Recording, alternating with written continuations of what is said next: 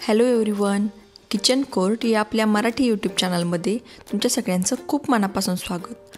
आज आपण सगळ्यांचा आवडता आणि सगळ्यांच्या मनावर राज करणारा वडापावची रेसिपी बघणार आहोत. चला तर मग रेसिपीला सुरुवात करूया. त्यासाठी आपल्याला कोथिंबीर, 10 ते 12 हिरव्या मिरच्या, अर्धा इंच अद्रक आणि 10 ते 12 लसूण पाकळ्या लागणार आहेत. त्याचबरोबर मी इथे 2 मोठ्या आकाराचे उकडलेले बटाटे घेतले आहेत. त्या सगळ्याची आपण बारीक पेस्ट करून घेणार आहोत. इथे मी कढईमध्ये तेल टाकून घेतलेलं आहे आणि त्यामध्ये मोहरी टाकत आहे.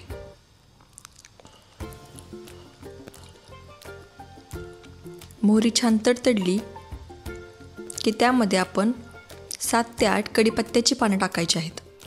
कढीपत्त्यामुळे खूप छान फ्लेवर येतो. त्यासोबतच आपण जे हिरवी मिरचीचं वाटण करून घेतलं होतं ते मी याच्यामध्ये टाकत आहे.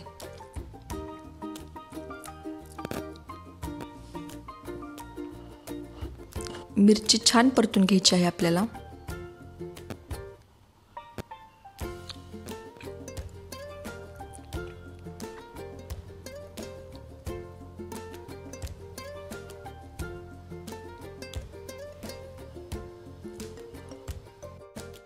मिरची छान परतली गेली की त्यामध्ये आपण अर्धा चमचा हळद टाकून घेत आहोत.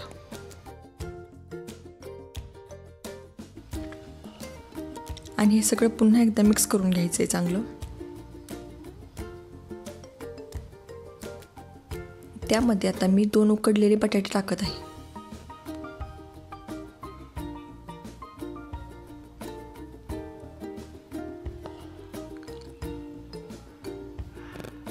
चवीपुरतं मीठ,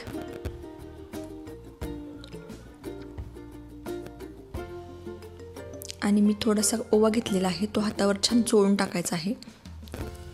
ओव्यामुळे खूप छान फ्लेवर येतो वड्यांना. आणि हे सगळं आता आपण छान मिक्स करून घेणार आहोत.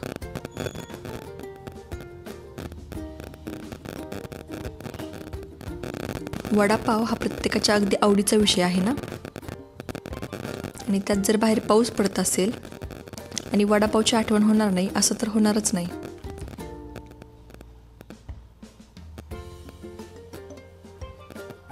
तुम्ही पाहू शकता अतिशय छान आपलं मिक्सचर झालेलं आहे. ते सगळं आता मी कढईमध्ये थंड करण्यासाठी काढून घेत आहे.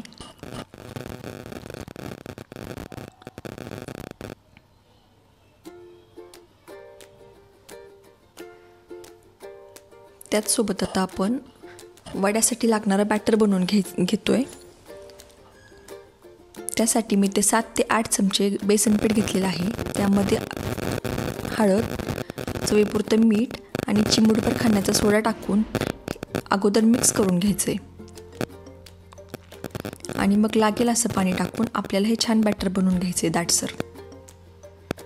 वड्यासाठी खूप पातळ बॅटर बनवायचं नाही आहे आपल्याला, नाहीतर मग वडे ऑइली होतात.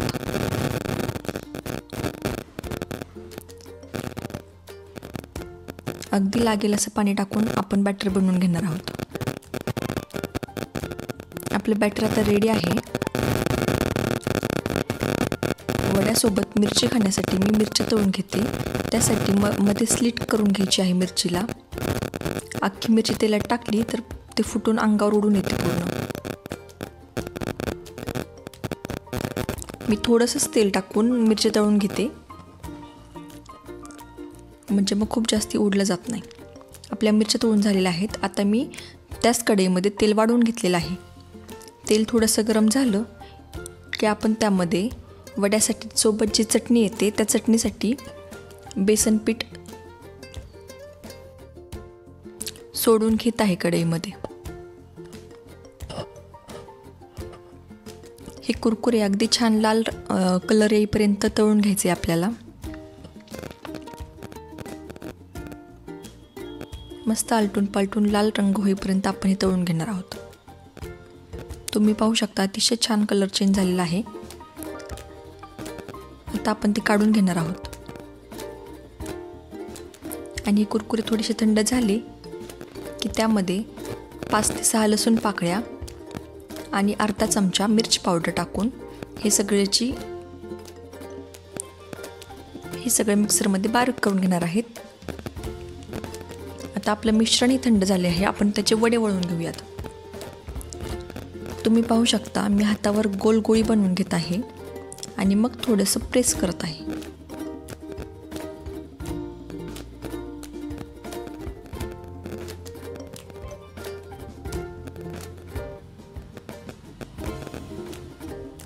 अशाच पद्धतीने सगळे वडे आपण बनवून घेणार आहोत। तुम्ही पाहू शकता इथे सगळे वडे मी बनवून घेतलेले आहेत। चला तर आता तळून घेऊयात।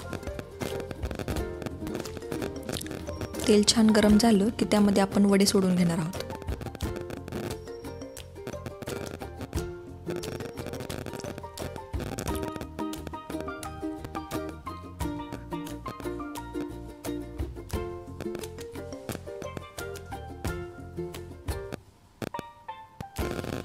एक साईडनी वडे छान सेट झाले त्यानंतरच आपण वडे पलटून घेणार आहोत। लगेच हलवायचं नाही आहे वड्यांना, नाहीतर ते फुटतात।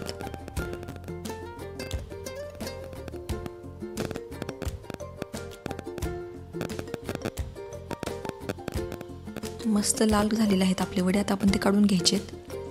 अशाच प्रकारे आपण बाकी सगळे वडे तळून घेणार आहोत।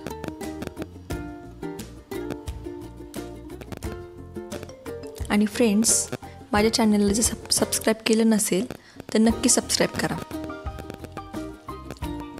तुमच्या सबस्क्रिप्शनमुळे मला मोटिवेशन भेटेल आणि मी अशाच नवनवीन रेसिपीज तुमच्यापर्यंत पोहोचवत राहील।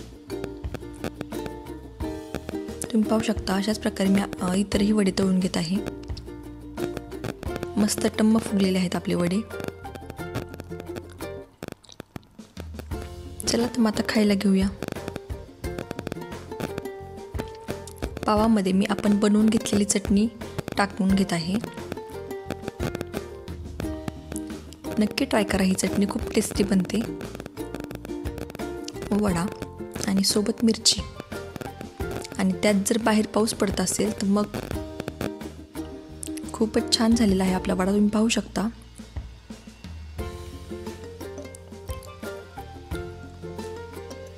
कशी वाटली तुम्हाला वडापावची रेसिपी मला कमेंट करून नक्की सांगा, आणि सबस्क्राईब केलं नसेल तर लवकर सबस्क्राईब करा। Thank you so much.